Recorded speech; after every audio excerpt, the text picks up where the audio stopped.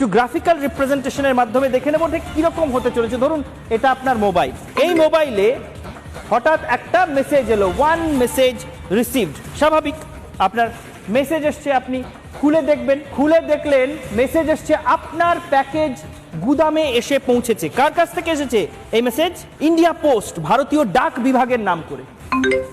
আমরা দুবার ডেলিভারি করার চেষ্টা করেছি, ভুল ঠিকানা থাকায় ডেলিভারি করা যায়নি।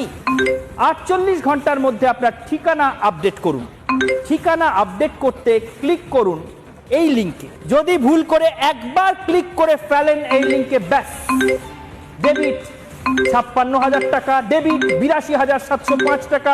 এই পরিস্থিতির মধ্যে যে কোনো মুহূর্তে পড়তে হতে পারে। ফলে সরকারি বিভাগের নাম করেও যদি এসএমএস আসে তাহলেও ভুলেও সবকিছু ঠিকঠাক যাচাই করে না নিয়ে তাতে ক্লিক করা যাবে না।